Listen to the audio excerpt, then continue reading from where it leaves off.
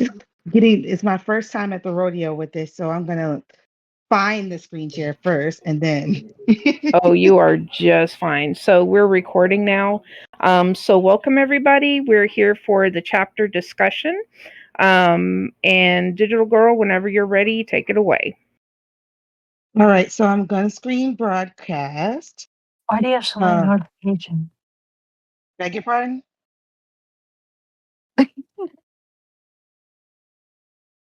Mm, Let's check. I gotta get rid of this and I was this. asking why you had so many notifications. It's hard being very popular. I'm sorry. Um, there we go. And then most of those are just Discord. All right, so it's my first time at the rodeo. Please be kind. I'm going to narrate and talk about the scene. So for us, chapter 63 came and now we're here. Just to give you a short recap of 62, we're at the point where Nahiso has confronted the stalker who was following her. And luckily for us, Eha came just in time to hear her confess that she's dating a younger, hotter, better guy. Now, Teha, and let me know if everyone can see my screen. I just want to make sure everyone sees it. Yep. Fantastic. So we have Teha here, who is addressing Naheso and embracing his bae. And he looks really pleased because he came up just in time to hear her shoot down the stalker. And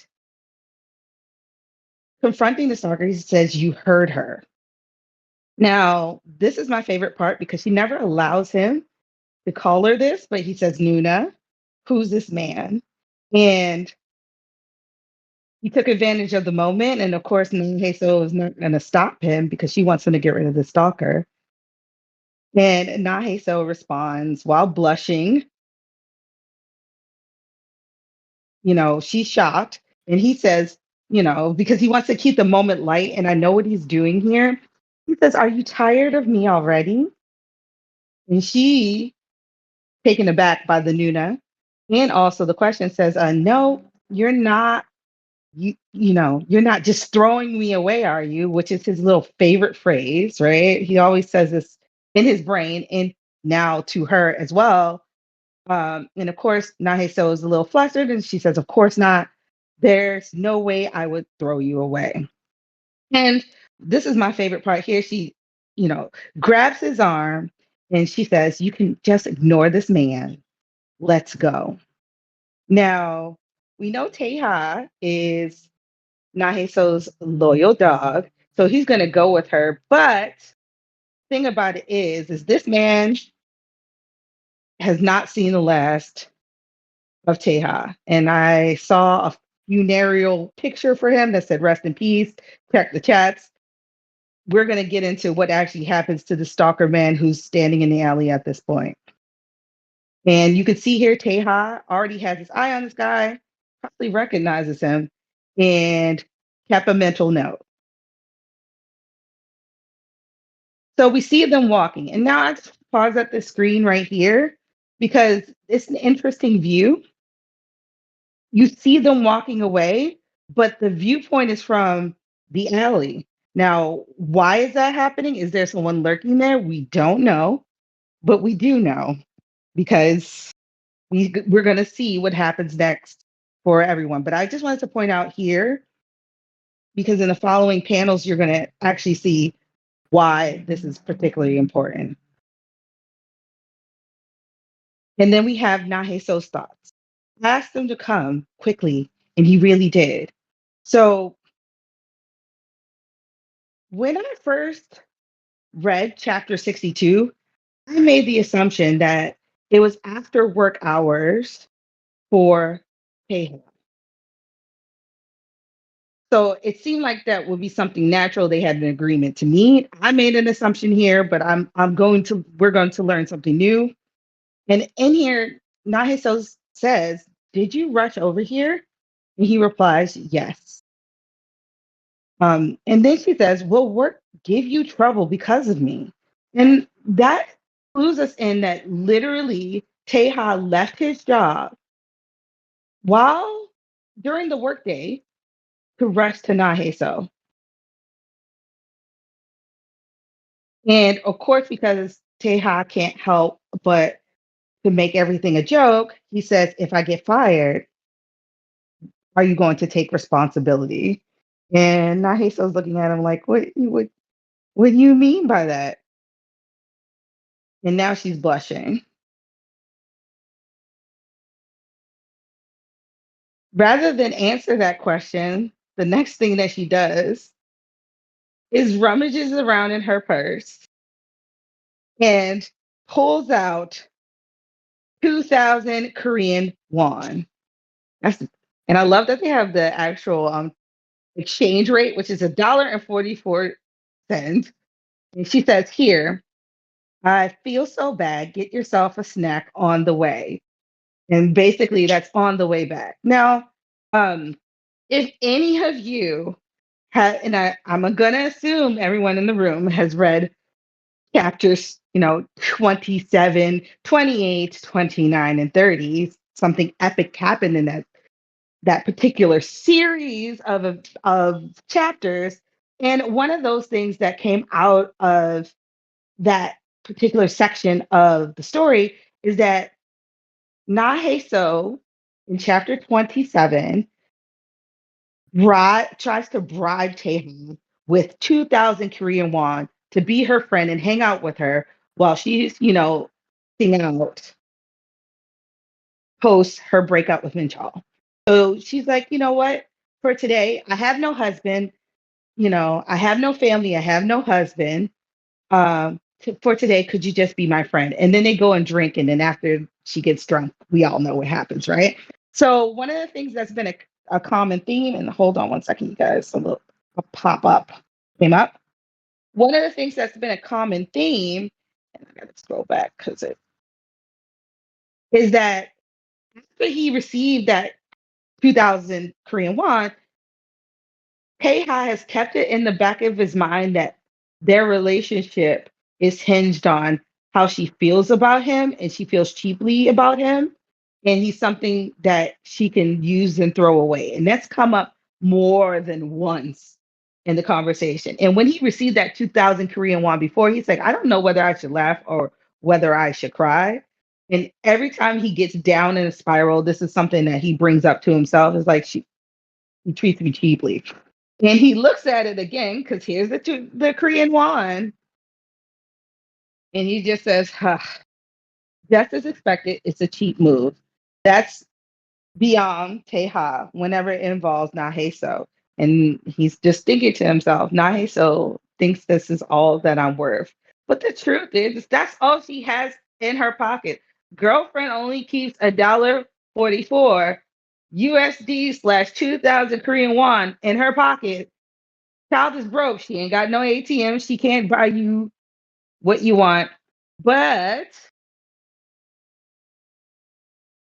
he has a gift, and we know that from chapter 62. So they walk to the house, and she turns and she says, before you go, let me ask you one thing. And if you remember in chapter 62, she said she was going to be more curious and ask questions about Teha because he's starting to become very suspicious about him, curious about what he does.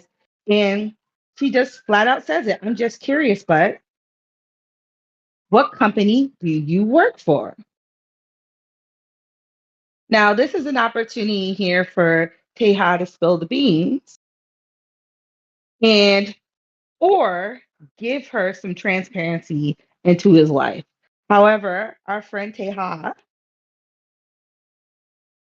remains as vague and stoic as he usually is, and he says just some random company. And we can see here with Nahe so that she feels really kind of taken aback. And she says, just some random company. I see. And these are Naheso's thoughts. Somehow I thought something didn't feel right, and she's right. Enough to kill the excitement I felt in an instant. This is the fact that she was asking, and this is something that Taehan actually wanted her to do, to be curious about him. Unfortunately, he kind of shot down that enthusiasm that she had in that moment, and you can see her emotion shift. And after that, of course, after getting shot down and, kind of pushed away, she just asks, "You have to go back, right?" And he says, "Yes." And then she says, "Fine.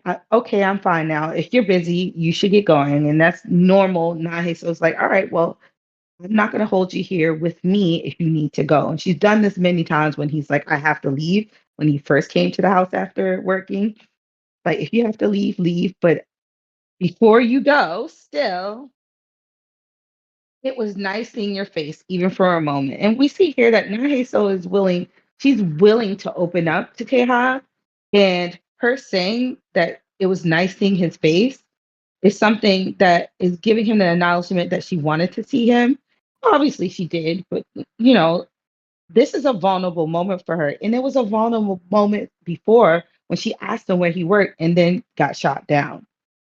And she also gives him a gift. So here's a gift, our favorite pattern shirt. I promised I'd pay you back last night time. It's nothing special, but I hope you like it. And I hope he likes it too. And you can see, come on, bro. Why would you do this? One sec. Because you're on the spot. That's why. And the thing about it is it didn't like it's because I don't have a subscription that it is blocking the pop-ups, but it reverses me back to like the last page. It's like not saving. So That's fair. Okay. yeah, so I don't get the porn pop-ups. This is what we have to deal with. So next, you can see that Naheso's down. She feels down about that rejection that came from Teha. And we know that, like, if he was to tell her where he works, that would probably bring another set of questions that he doesn't necessarily have time to answer in that moment. But the thing is, I think it really did affect her. And she just tells him to take care. So she goes inside, and Teha didn't want to leave. He wanted to stay with her. So he reaches out to her, but he thinks better of it. And we can see him staring at the door, holding the bag. And this is a conflicted moment for him.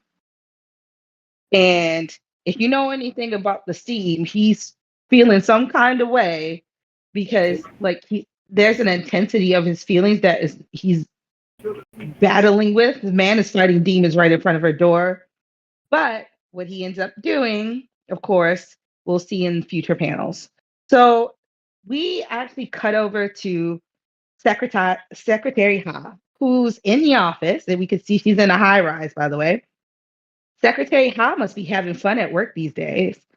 As for the chairman, maybe it's because he's so perfect, but to be blunt, he lacks that human touch, which we all know. But his sons seem a bit more human. They're spirited, even laugh sometimes. Well, they are still young masters after all. So this is a colleague talking to Secretary Ha, and we actually get a glimpse into her thoughts, and she's saying, "Is that so?" Not really. And this conversation that she has is starting off with thinking about Teha. Everything about him is calculated and refined. Even the smiles at the end of his words are controlled. And we see Teha here. He's talking with colleagues and he's, smiling, using his usual stoic smiling mask that he uses with everyone. You can't call it fake, but there's no sincerity in it either. So she's able to read the fact that this is not his genuine demeanor, but they can't, put a finger on what is actually wrong because he's actually doing the job, but she's like, he's not sincere. However, he peeped him when he received a text from Naheso, and she's watching him intensely. So I'm getting the feeling that she is probably reporting back to Teju, which makes sense because he's the one who pays her bills. But he noticed that when he was looking at his phone, thought this man can make that kind of expression too, his gaze. And we can see here that his brow is furrowed. He looks concerned. And that gaze somehow looked unsettled and anxious. And once he got that SOS text from Naheso, Heiha decides to leave. And they're mid, there's work to be done. And instead of getting it done and then going, he says, I'll take care of the rest tonight. And Secretary Ha is taken aback and she's like, sorry. And then afterwards, she's like, oh, okay, I'll see you later then. As if being considerate, others came naturally to him, right? So she's noticing that vulnerability about him and he ups and he leaves. Even his usual calm, measured strides felt rushed today. So he basically blasted out of the office as soon as Naheso sent that SOS text to him. And she's wondering, will he really come back? Now, the next thing that she thinks about is the next young master. So we have the poor, flustered um, guard that's always with him. And that one comes to her and says, I'm sorry, the eldest young master is really sick today. And this one didn't even bother to show up, no notice or anything. Yes, understood. I'll handle things on my end and adjust the schedule. And then he says, and she's looking like, what now? He's going to be sick tomorrow too. So this man always has a sweat drop because he's always the deliverer of awkward or bad news, or he's receiving awkward or bad news from Tehi. And now he's responsible for being the one to announce that he's calling out from work. So Secretary Ha is like, ugh. And she's like, from my ass. Which I'm like, girl has all this work to do. And this could have repercussions, and we'll talk about it later, but she's gonna have to report this. And I know it, and we're gonna find out some stuff. So now we cut back to Teha, who is standing in front of Mr. Stalker, right? And they're in, you know, the Yakuza's favorite place at an abandoned warehouse somewhere. And it looks actually not like an abandoned warehouse. It actually looks like some construction because there's scaffolding. So this is a building that's not fully done. And dude is taped up, has tape over his mouth. And here's the scary version of Teha that we got to see when Lee J tried to touch his shrine of trinkets from Nai. So this is the scary version of Teha, and he's changed his shirt. He's changed into a black shirt. Um, and we're gonna find out why. So this guy gets the tape taken off of his mouth, and he calls them fucking thug bastards.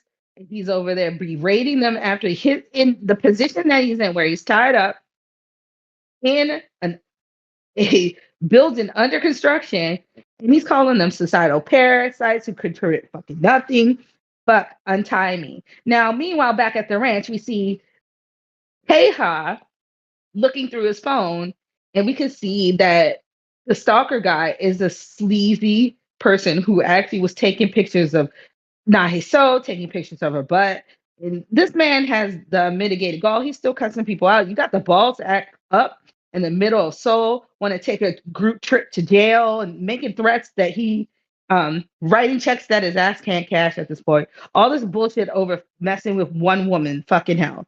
Now, Kayha's like, all right, well, it's time for you to die. So we have our friend Lee J, who we haven't seen in a while, and Lee J is saying he took a bunch of pervy photos and still runs his mouth. And of all people, it has to be to the employee of an affiliate company. Yes, his life is basically over now. Haha. And all we see is sound effects. There's the there's the cough. And Lee J looks away. He's like, oh wow, so scary. And then there's a gasp, and then there's a scream. Now, we don't see what happens, but Teha basically breaks that man's phone. We don't hear any more cursing or Sorry to breathing. interrupt, but I can't see. You can't see? No, it's Yeah, black. Auntie Laura, can you see? Yeah, I can see it. That might be an issue with your connection then, because unless someone else in the chat is saying it, it must be your connection. You might want to refresh. Is anybody else having trouble seeing the stream?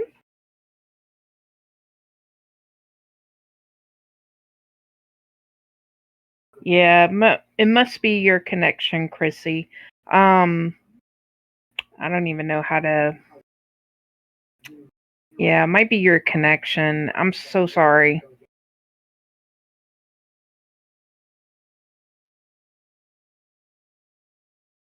As I said before, yes. Yeah, but I think we're almost done with the recap anyway, so Yeah, we're towards the end. yeah. Yeah, my Wi-Fi sucks, so just keep going. Sure. So, this guy, I think he's dead, y'all. I think the rest in peace picture that was constructed so lovingly was true. Stalker guy's gone.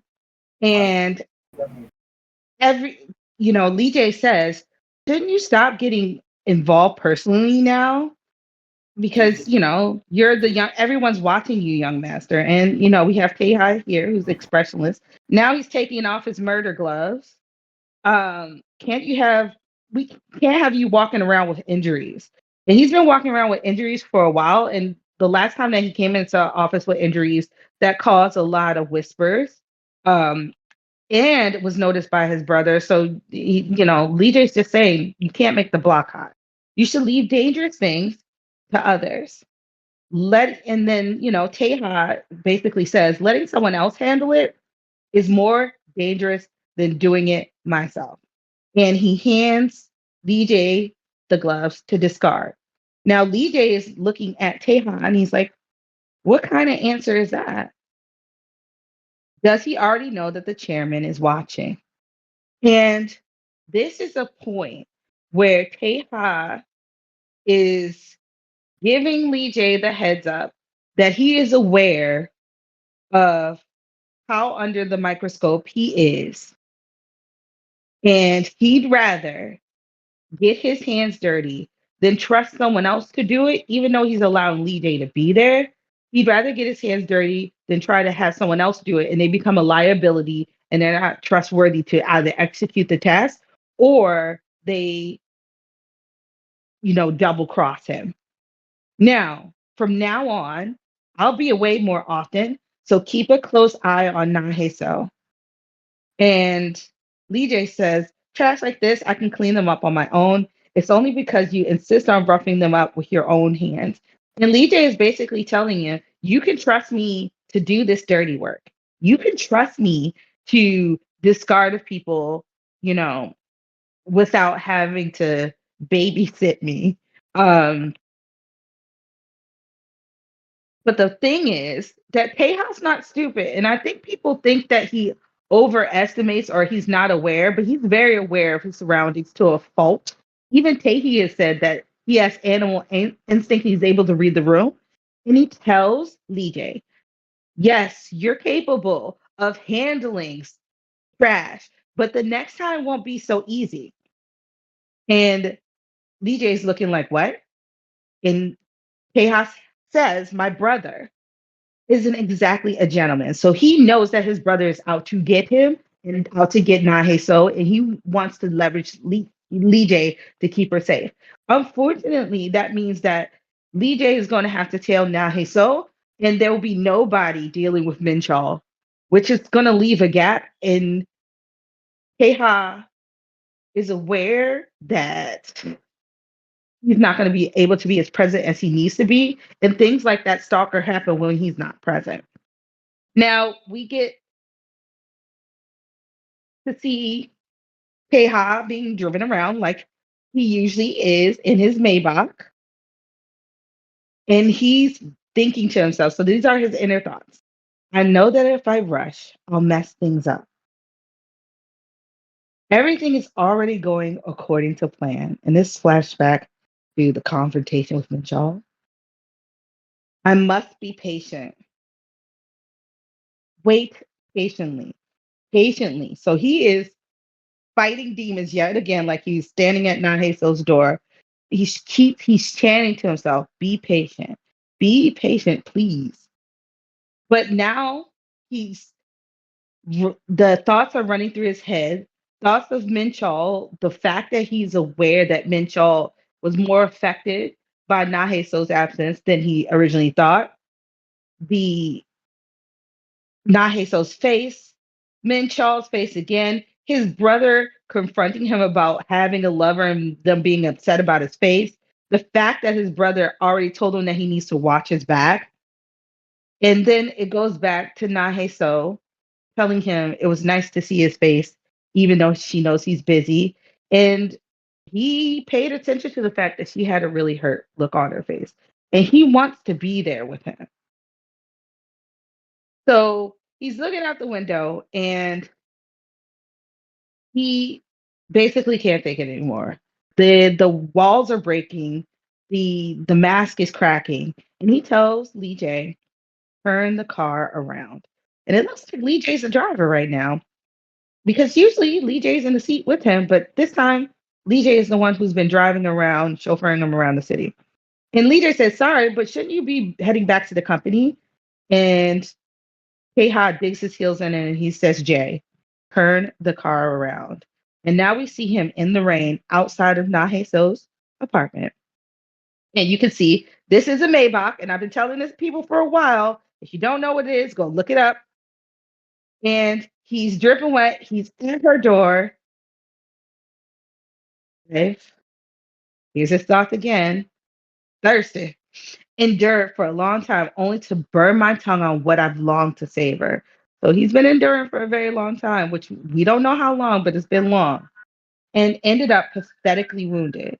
And those wounds are coming from Naheso. They've always been coming from her. She has the power to affect him, hurt him, make him think, and make him crack.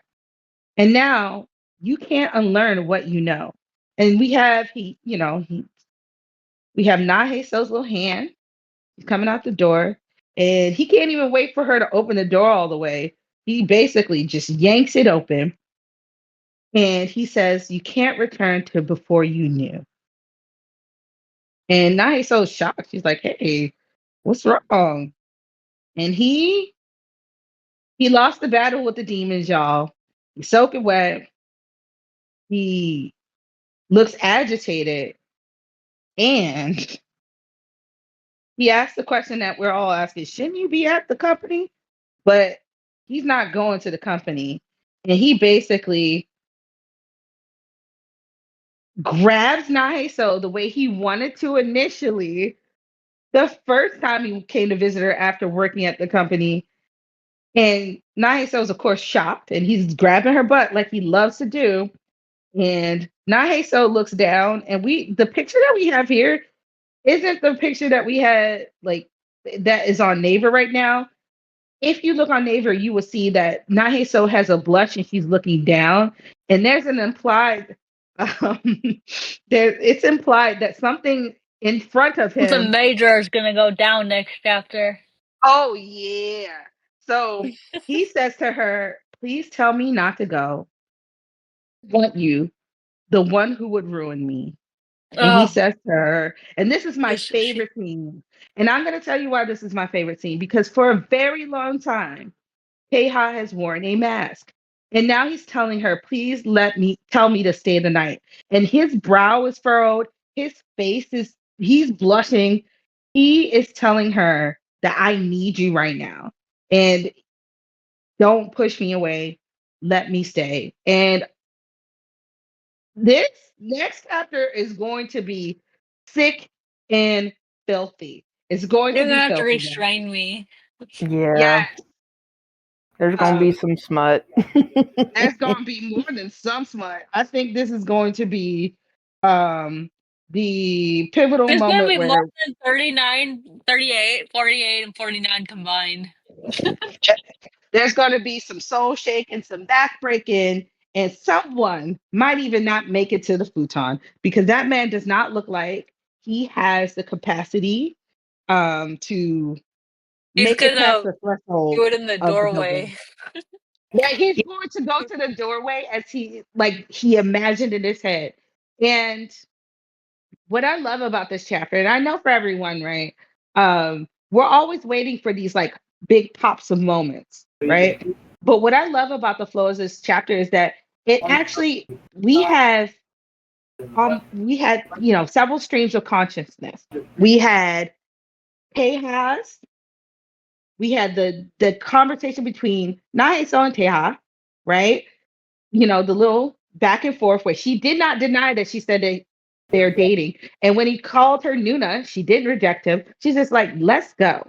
And when they get to the house, Naheso again showed that inner strength that she has and that resolution she has because she just basically asked him flat out, where do you work? And he felt rejected when he did not tell her. And rather than be like, oh, well, then fine, go away, she just was like, here, take the gift that I bought for you. It was nice to see you. Um, just, you know, be back on your way back to work. And the fact that he left work during the workday to go zoom off to her is very, very critical as well, because that's putting him, the fact that he left work during the workday is something that's going to be noticed by people. Secretary Ha has seen it. Everybody Mm-hmm. knows who they are, right? Everybody knows who Teha and Tehi are now. It's very public. Yep. I think it's And really interesting though how people view like Taehi as like an employee, because even like the secretary was just like, oh, this fool. But I did want to make a quick comment, if I may. Like, I sure. really like how the tension was built in this chapter. Like, Yes. it wasn't like a huge plot development, but we had some, like, in my opinion, I felt like we had some very subtle things happen, but the tension was just so like thick. And it's like Yes.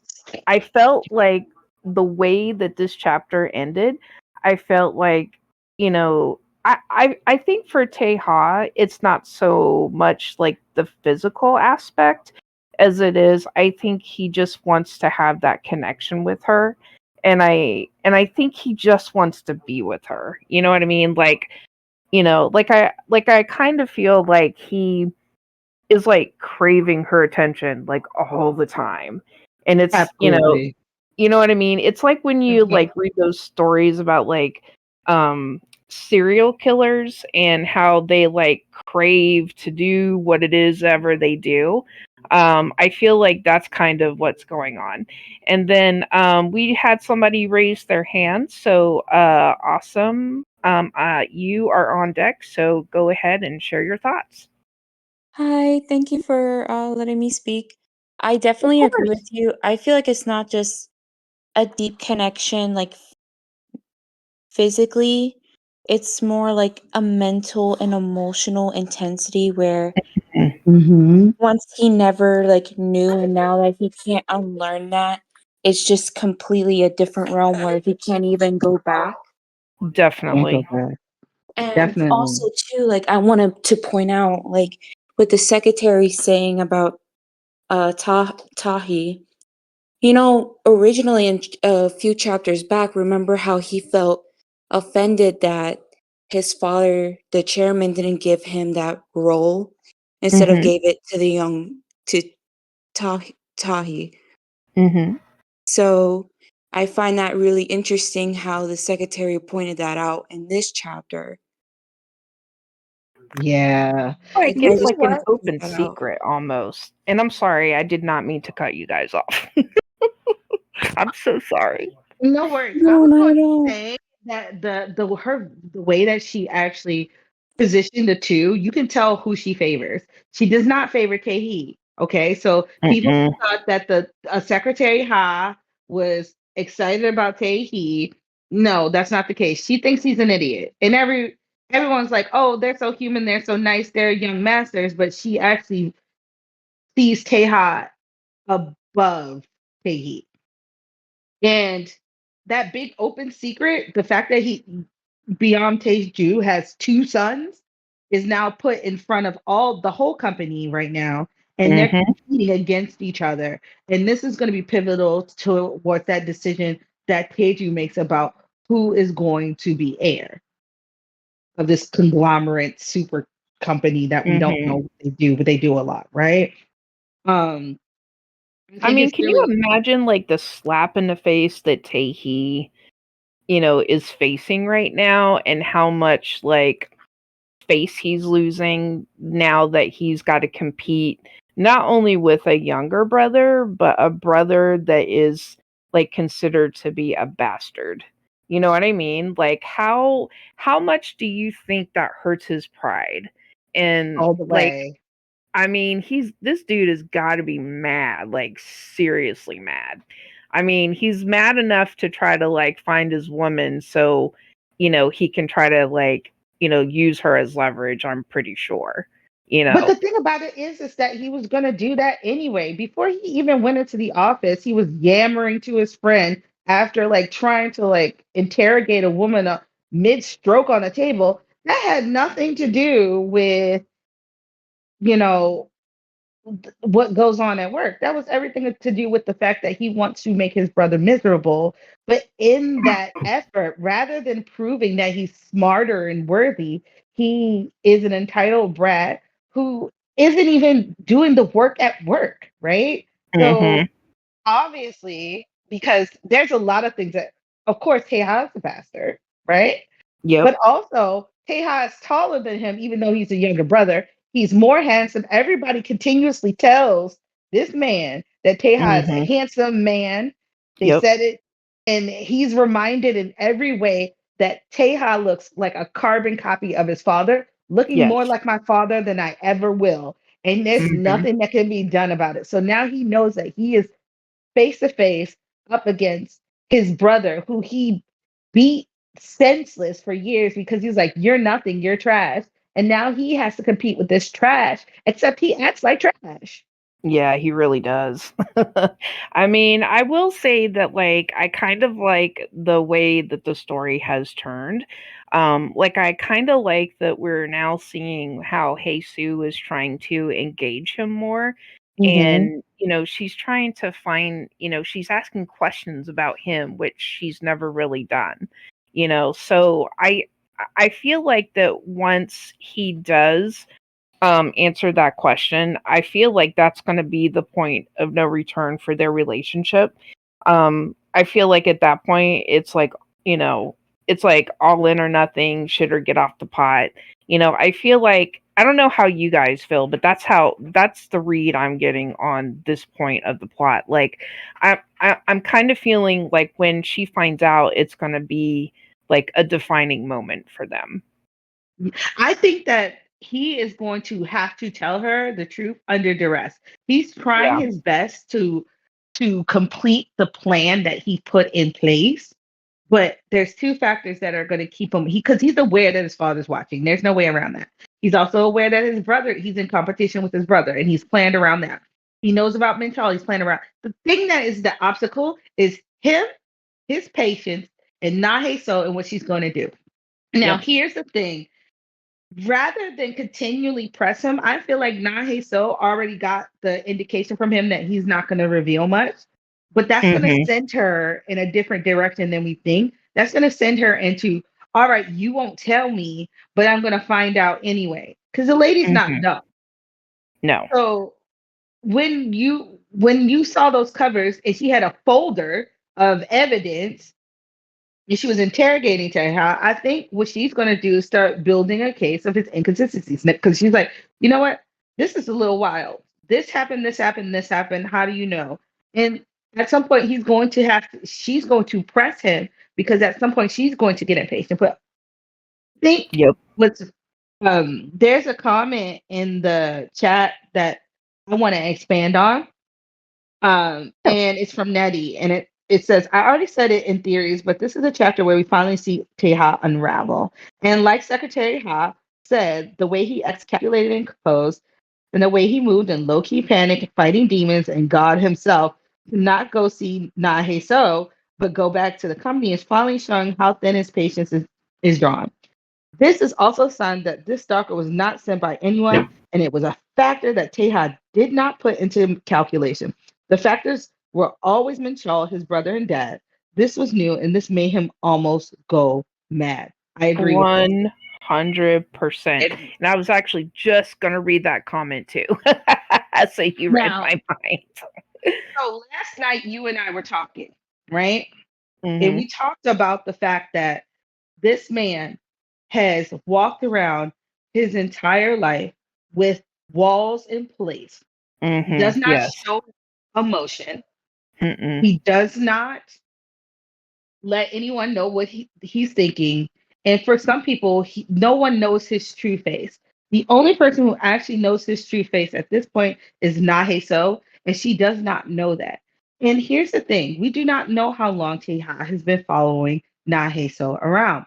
We have an Mhm. indication that it's at least since high school. So Yes. that's, it could be 10 years. We don't know how long it's been. He could have been in middle school. We don't know, right? But we know he knows who is, and at least since then. So he has been watching this woman for years. And along the way, he went from being a spectator to an active participant in her life, protecting her from things that she's not even aware are threats. Because Yes. we got to see it when he protected her. Like, he basically ran up on that technology boss who told her to kneel. We saw him whoop his butt. Yep. And but the thing about it is it didn't even seem unnatural. He's been doing this for years. Nahe So has worked overnight through the night, and she works in an area where it's like an entertainment area. One of the things Yes. is I don't have the crime rates and the types of crimes in Seoul, but I do know that if she works anywhere near Hongdae, there is men who are going to harass her, and she's Oh, never definitely. even Yeah. noticed. She's never even noticed. It's funny because I've always felt like Nahe So has like some street smarts, like, cuz I mean, when you grow up poor, and I'm sorry if I make a generalization here, but usually, not always, but there are some areas when there is a lot of poverty, there is a lot of crime. Mm-hmm. Sometimes there's like a lot of violent crime. And I don't really like to endorse that stereotype, but here we are. And I'm sorry if maybe I'm not phrasing that very well. So please excuse my ignorance. But sometimes like poverty and violence do go hand in hand, you know. Mm-hmm. And besides, she grew up, with an abusive father. We don't really know much about her mother, but I can only imagine that her mother just kind of let it happen, didn't do anything. Who knows? Maybe her mother was like an alcoholic too. They've never really talked about it. But, either way, we know that she was neglected and abused by her parents. So for somebody like her, she definitely knows how to keep a low profile, what Mm-hmm. to say and do to protect herself, not be noticed, because when you are noticed, that's when you get trouble. And Yeah. I feel like she is very good about keeping a low profile to not be noticed. And I can only imagine like how terrifying that must have been, for her to have some like random dude start following her. And I know we've talked about this too. I think we might have talked about this last week. Like I've had people follow me before. I had some guy follow me in college. He's like, "Oh, I'll give you a ride." I'm like, "No, thanks." And I'm in an area that's not very, like it's kind of like out of the way, out of public view. And he's trying to convince me to get in a car with him. I'm like, "Nah, man, I don't know you." And he's like, "Oh, it's okay. I work at the hospital." My first thought was, "Oh, so that means you know how to hide a body."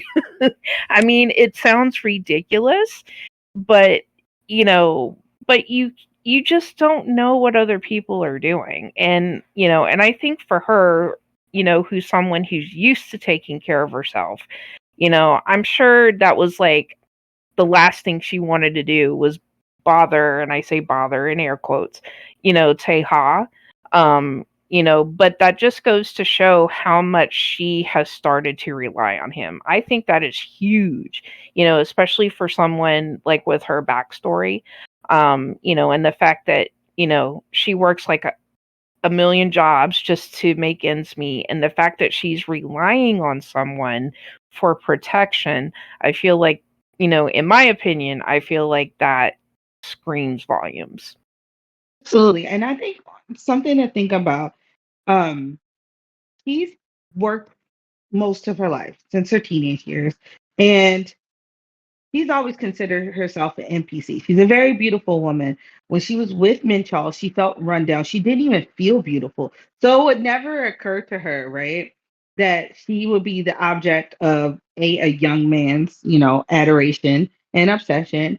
And as she gets more sleep, is happy, is well rested, and not, only taking care of herself and pouring into herself and enjoying her life, the more beautiful she becomes, right? She's in love. She's blushing. She looks gorgeous, right? And now she has new clothes.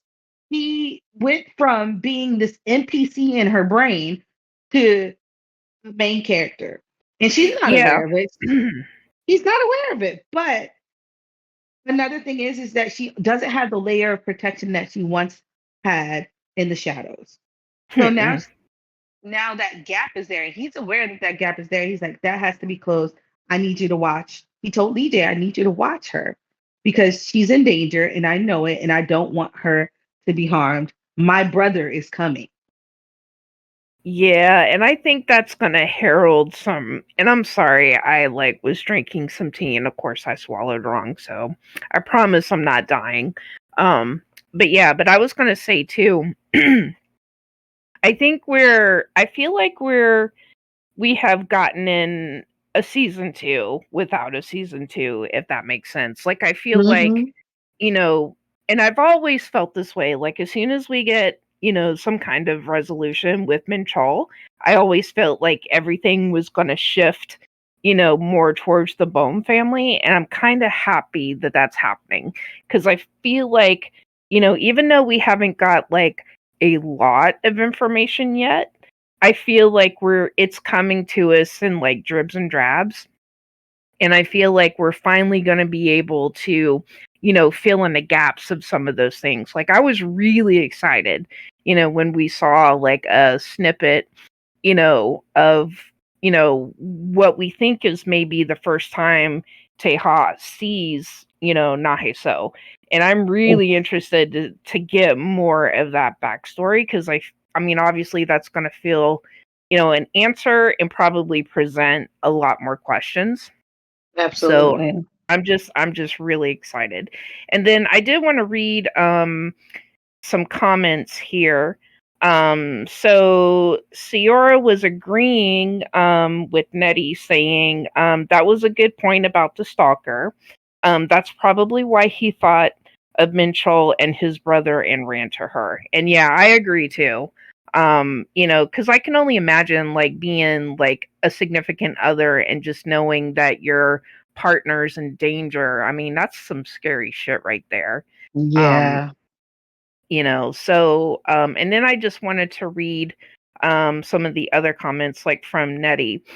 She said the way she had luxury to quit one of her jobs because Minchol was gone, and while you're in constant poverty, this is not something one can just afford. That few months of less work probably felt so refreshing. Oh, And absolutely. oh my God, as somebody who has worked multiple jobs in their life, yes, I got to a point where I didn't know what to do with my time anymore. I don't know about y'all. Oh, I knew what to do with it. I slept. I ate. I partied. I enjoyed. It was I got sweet s- relief. I got so used to being busy. When I was in culinary school, I would go to work at my full-time job at 8:30. Then I would leave from work and go right to school. I wouldn't get out till about 10, and I may not get home till 11. And once that was all over, I did not know what to do with myself. So I got my mom to teach me how to crochet because I didn't know what to do. Oh So my God. I was a yeah. house cat in my former life, so I love if you give me an outlet to nap, I'm going to do it. But I can commiserate. I used to work in restaurants and did so for about 8 years. Along the way, I used to work triples. Now, triples are you Oh, work in bless the you. morning, so you open the restaurant at 10 o'clock, and then you get the smallest break maybe, Yes. and then you start your next shift and you're there until 10, 11, serving your tables. And I used to also bartend at the club nights that they would have when they had parties, and that would go until 4 a.m. And then I would have to break down, set everything back up so it didn't look like a pigsty for the next shift. And I would go home when the sun would rise and I would rinse and repeat because I had to make money and I needed to make sure my bills were paid because I, for the most part, lived alone most of my time in New York City. And I just had to do what I had to do. That is a strain on your knees, strain on your bladder for anybody who's ever worked in a restaurant and served tables. You forget that you have human needs in the Yes. thick of it. But I will say that once I no longer had to do that, I was thankful for every hour of an ounce of sleep, and I'm probably never going to catch up on the hours of sleep that I lost. And even working in restaurants when I didn't have a triple, you work a double, and then you have friends at work who are like, let's go out and let's go party. And you end up partying until your face off, and then you see the sun, and then you're like, I got to turn around and come back to work. So Yep. a little bit of participant in my own demise, a little bit of necessity. But I'll tell you one thing, rest looks real good on Naheso. Yes, it Rest looks does. it Yes, looks it does. amazing on Naheso. She deserves every ounce of self-care, love, getting put through the mattress. She deserves it all because she had to deal with so much over 13 years that was not Mhm. beneficial to her health. Now, I did want to loop back to the conversation I was having about Teja and his walls because I really want to dig into this because Nettie, she wrote it out and I was kind of like getting into it, but of course I get sidetracked. ADHD, I'm sorry. But It's okay. I feel like we're all a little ADHD sometimes. it is what it is. We probably, there's a lot of things that we ate in the 80s and 90s that did not help. So the walls that Teja has always had up his entire life are crumbling. And it's because he went from being a spectator in Nahe Sosa's life to actually being the focus of her attention.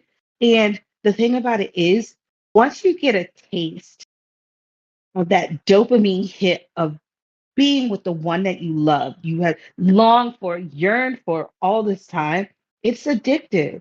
And Mhm. he wasn't able to predict how hard this relationship was going to hit him to the point that he is dismantling his own plans because he cannot stay away. He is addicted to her. It's gone beyond obsessed because he can't stay away. He said it in like chapter what was the first chapter where he went to work? What, 55, 56? Something like that. Yeah, I believe. Mhm. Like he was at her door, side, middle of the night, texting her, "Are you awake?" Not even WYD. He's like, if you're awake, come outside.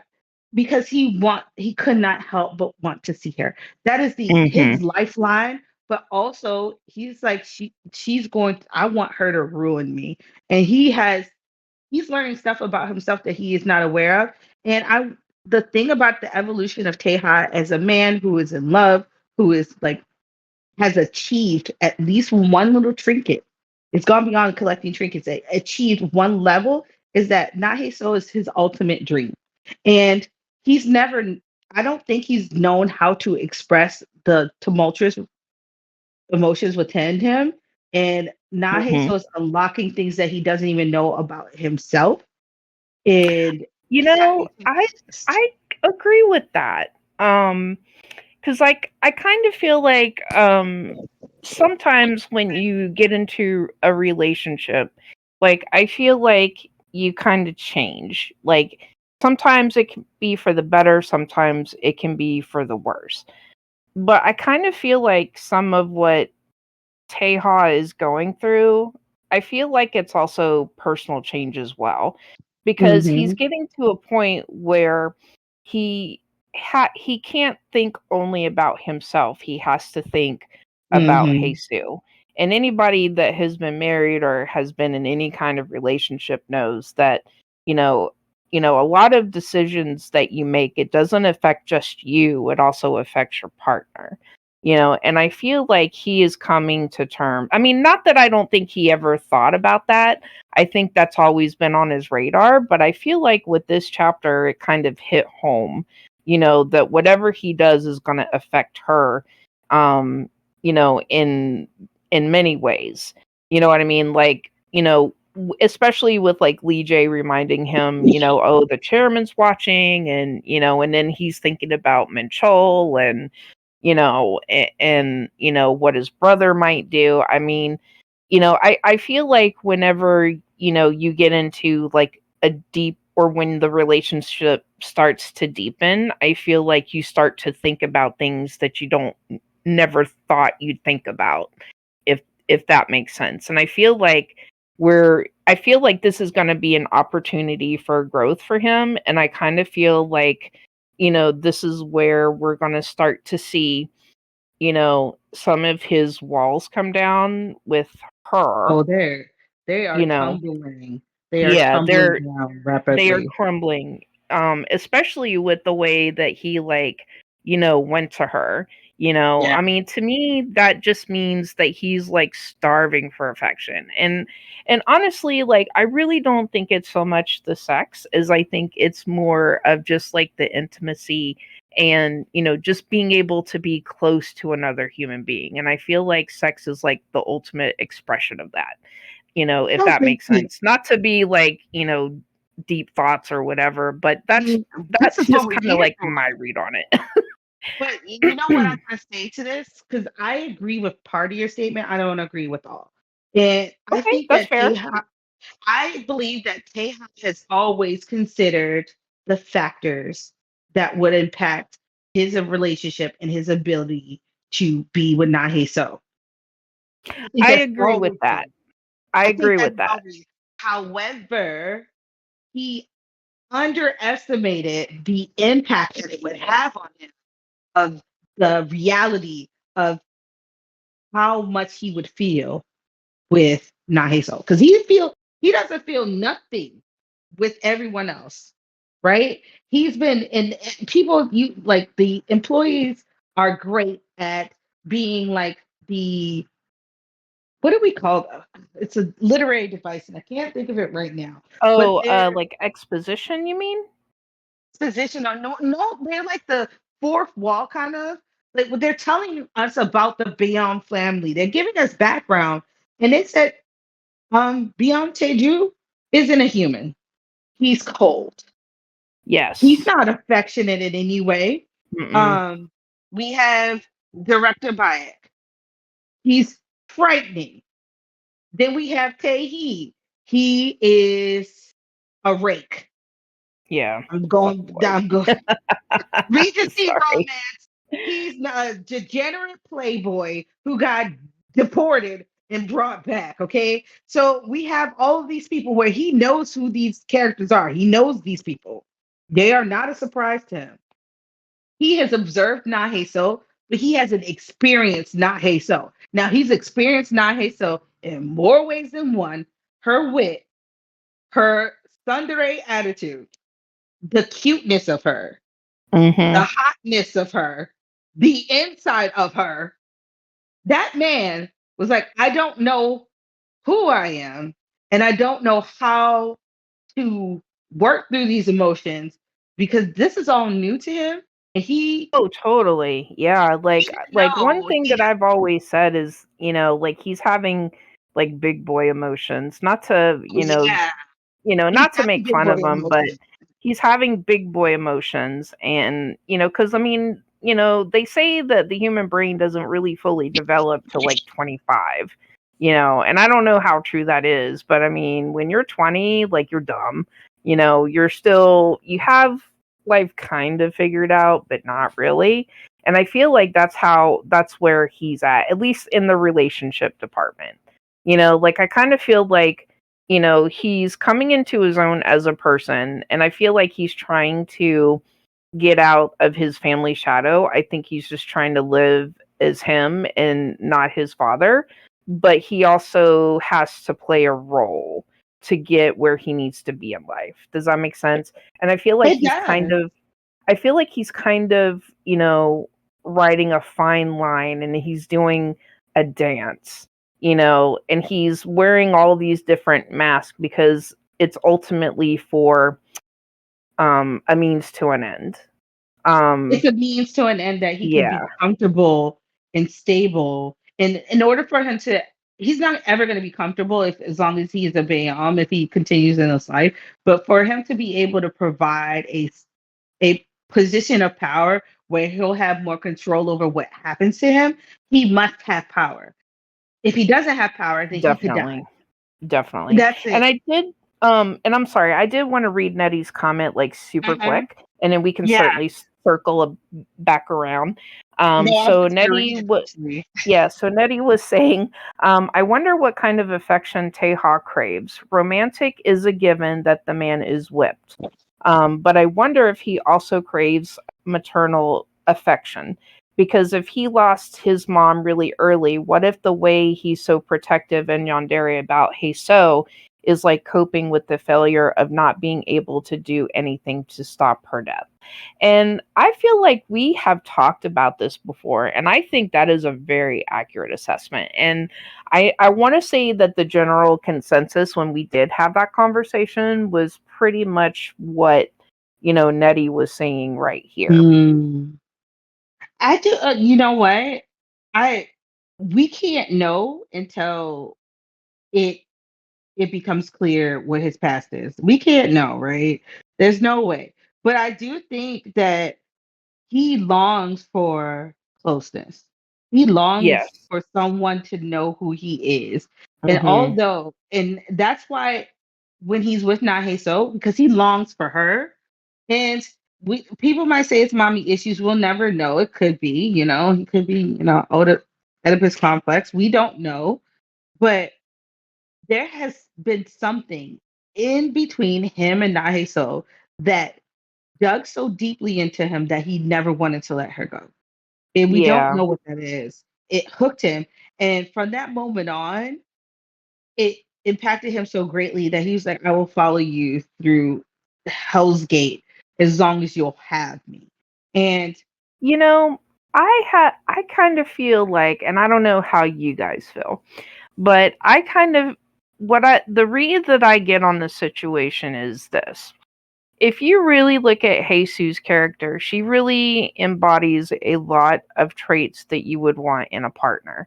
She's Mhm. warm, she's kind, she's Yeah, thoughtful.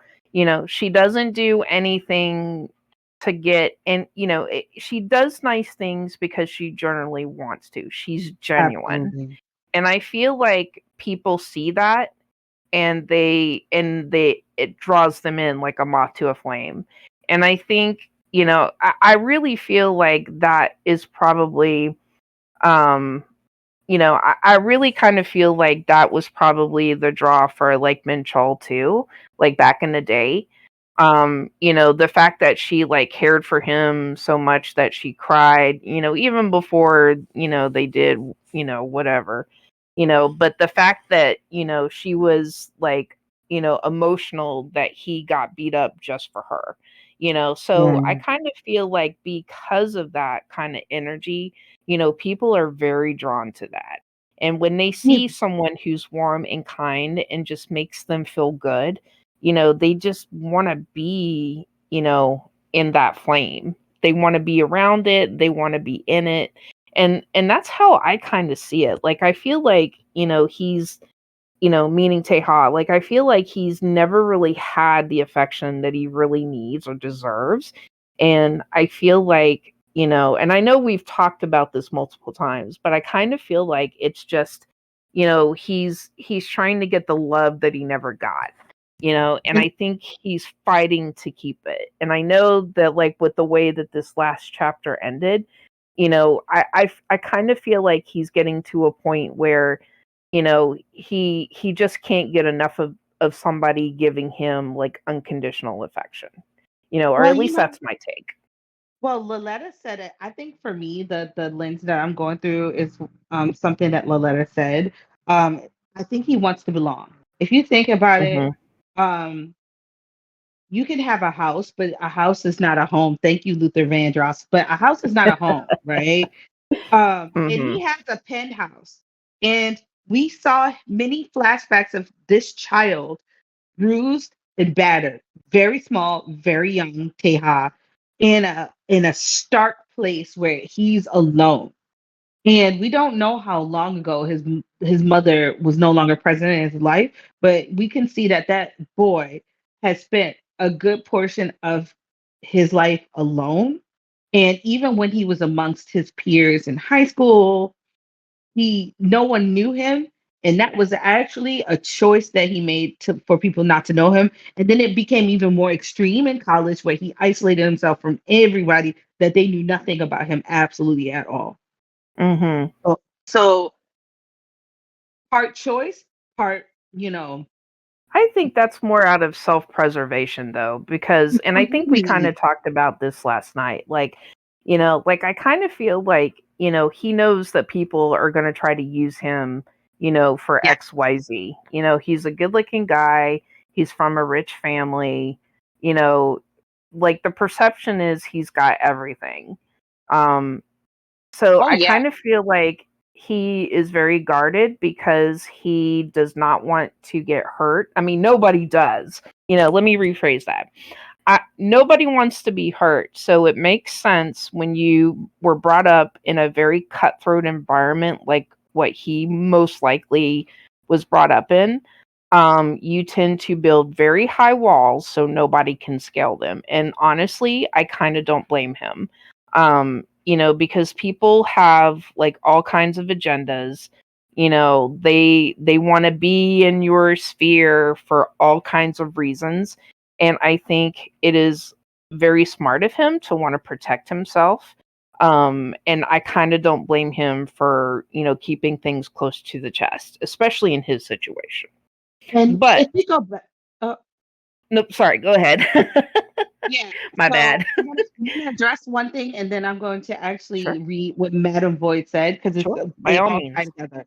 So By all last means. chapter, he said that Teha can read the room. He's like an animal. He's a beast. Mhm. He runs on instinct, but he can read a room, and he's so sensitive, right? He said all these things about Teha. Okay, so he think that it was just a matter of him wanting to just protect himself. It was a matter of necessity. And for a very long time, he had already concocted the plan that he was going to embed himself into Naheso's life. And the more as decided as he was in the situation, he was like, well, and this is what I want. And in order for me to get this is what I need to do. And beyond that, people were not even aware that he existed until he was hard launched into to the presence of Mhm. BJ and then the company. So there was some background motivation to say, don't ever show yourself. Don't let people know who you are and where you're from. Now, with that isolation from others, whether it be self induced or because of circumstance, he's at a point right now where he has the attention of the woman of his dreams. And I'm going to read what Madame Voice said. He wants to be wanted. He's finding ways to Yes. embed himself in her life. So he, one, has purpose, and two, he's wanted and needed. And all of this outside of having this upbringing of being discarded and hidden away. And now it's like, maybe you can be useful, but in the way I choose. Now, the Mhm. thing about it is like if we go back to the nightmare, one of his nightmare sequences where we saw him as a grown man sitting in that stark room, and then we see the hands come out and cover his eyes. And depending Mhm. on the translation, it's either never let them know your emotions or never let them know your surname. Now, I am inclined to believe never let them know your emotions, simply because everybody, if you look at all the observations from people who were in his social circle until Secretary Ha, they all say the same thing. He's strange. He smiles, but it's not sincere. It's not fake, but it's calculated. I don't know what goes through his head. And the thing about it is that Teha cannot maintain that facade with Naheso because he wants her so badly. And why he wants Yes. her, whether there's something. There's something there that goes beyond our comprehension of why he wants her so bad. And I hope to God that we get around to that. Like we skip back to him at the bus stop, because I need to know, right? I need to know what it is Mhm.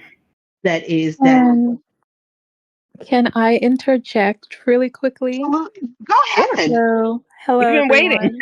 everyone. Sorry, it got a little I'm sorry. crazy. I have a theory about why I think Naheso is the one that he's so fixated on. I think from Mhm. that one chapter where we get the flashback of him sitting at what I assume was a bus stop, and we see Naheso kind of like walking with one slipper. She has the bruises. She's crying. It's raining. I think at least what I'm getting is he looked at her and he saw himself. Oh my God, That's she's a just like very me. real She's been possibility. discarded, or maybe she has a similar upbringing. And I think that's probably why he's been following her for so long and finding out as much as he can about his life. So if he's able to save her and give her a much better life, he can save himself. And then if he's Definitely. able to kind of embed his way into her life, then it gives meaning to his life. I didn't have to suffer through this for X, Y, and Z reason, or maybe this is the reason why I was born. I was lucky enough to be born into such a privileged family, although I was still treated like trash. I have the opportunity to make sure that someone else who's treated like trash can be treated like royalty, and maybe that's a way of him to kind of reconcile his upbringing with his status, because Hmm. they don't mix. How am I the child of a table, but I'm treated worse than garbage on the street? I'm abused almost daily. I'm being hidden away. I'm not allowed to have my own wants. I'm not allowed to express my own feelings freely. I don't have choice. I can only move within these constraints that I have from my father. But as he's gotten older, and he now feels like there's someone he needs to protect or someone he needs to save, he's taking all of these risks. So I think that could be what is causing. I hate the idea of calling it an obsession or a fixation, but I really feel like out of all this darkness that he was in for so long, she was the one piece of light that came through, and he's Hmm. trying Mhm. everything he can to just grab onto it and hold on. I So agree. I agree with you. I think they're twin flames. They both grew Yeah. up in under horrible circumstances, starting with for Taya, childhood illness, into um the children, like the flowers in the attic. I honestly think that Teja has had a miserable existence, and so has Nahe So. And Yes. those twin flames recognize each other, and he recognized her first, of course. And he Hmm. was like, you know what, this is my person. She knows what I'm going through. I've watched her. Hmm. She was intrigued. I think she went from being something intriguing to something that he couldn't live without as he continued to watch her life. Yes. And especially now that she's like going through this period of like growth and healing. I mean, she's just blossomed really, and it's like how could you not want to be around that? You know what I mean? And it's like I said, like I feel like she's got a warmth, that that she just exudes, and I feel like that makes it much more attractive to him is because of how she is personally, but that's just my Mhm. opinion. She has a warmth, but she's also got flaws. Those thorns that Min Shaw said did not exist they are still there. Oh, Um, definitely. so anytime she can push back where she's like, I don't feel quite secure in this moment, she pushes back. And she's not afraid to do it to Teha or, you know, with anyone at this point, because now she's just like, don't talk to me, weirdos. I think honestly that we're in for a hell of a ride because Nahe So is not going to let up on finding out who Teha is. Now that Mm-mm. she's not going to let up, and No. he is another thing I'm going to tell you guys right now. His absence at work um, is going to cause problems. And I'm telling you guys right now, and you can prove it. Gainem can prove me wrong, but I'm going to tell you right now that they are going to end up both getting picked up in the father's car and taken to Teju because I would not It's be going to surprised. I it's would going to not get be so bad surprised. and noticeable. Because Teju is actually, I think, like when we're playing games of strategy, Teju is hedging his bets on Teha becoming the heir. He already knows that Tehi is useless. Okay? Yep. Yes, definitely. He already knows. He's giving him a chance. He's doing absolutely nothing with it. Meanwhile, Teha is out here shaking tables, kissing babies, shaking hands, having conversations, and impressing people. Um, Tehi is just like, I'm a guy in a suit. I'm gonna come in. I'm gonna giggle and be charismatic, but I am going to be a useless lump at all times. So Hmm. that performance issue, especially when you have a high performer and you already know the low performer is going to low perform, but then when Tejas starts acting up, Teju's going to be like, no, you're going to bring him in. We're gonna have a little chat because he already knows Naheso exists, y'all. Yep. Another thing is with Tehi being absent for 2 days, I think he's found the high school squad, and that is going to open up a nice little can of worms of disaster that is going to accelerate Naheso having to leave the apartment and him having to like be more transparent because there's no way to deny Teju or Tehi in any way because they all are triplets. So Hmm. I'm just telling you that's my prediction right now.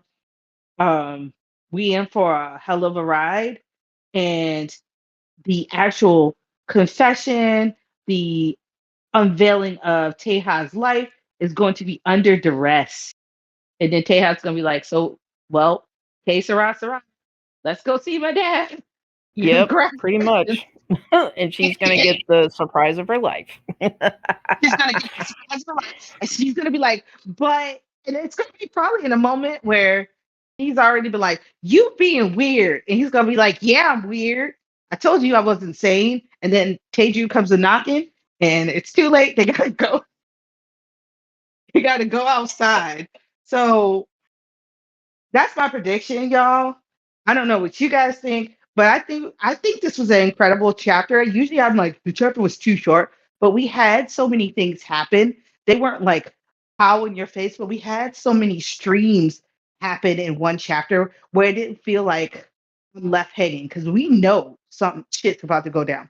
We know Oh, definitely. Yeah, like there like you can just feel it. Like, like I always like the one thing that I love about this comic is I love how the tension is built, like I'm all about some good tension, and I feel like, we got a little bit of release on it, but not really.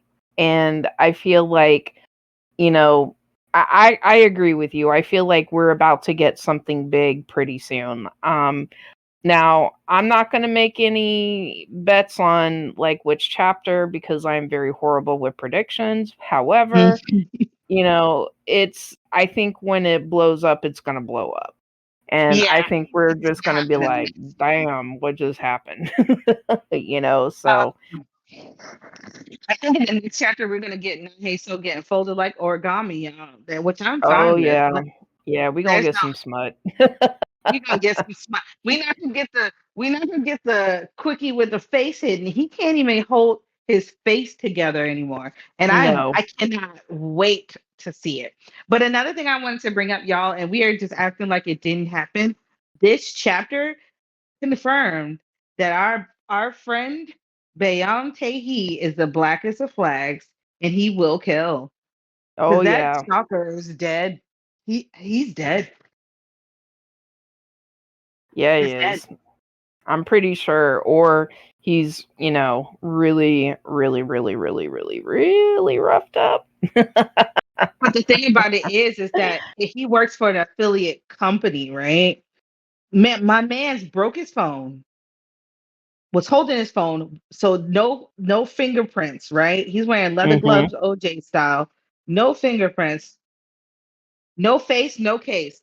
That man has seen both Lee J and Teha, and he works for a company under the umbrella of that corporation. That man is dead. He had him at a construction site. That's Well, that's straight up that's mafia. true.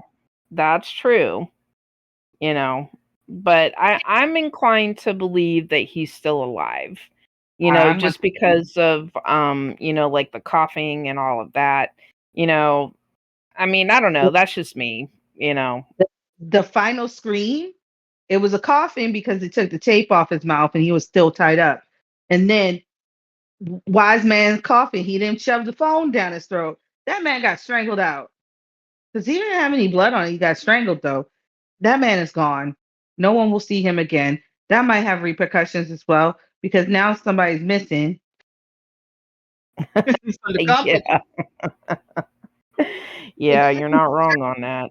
He is not alive Well, or not I in the mean, condition to talk. at least, yeah. Not in the condition Well, to either talk. way, he ain't gonna say nothing. So, he's just, you know.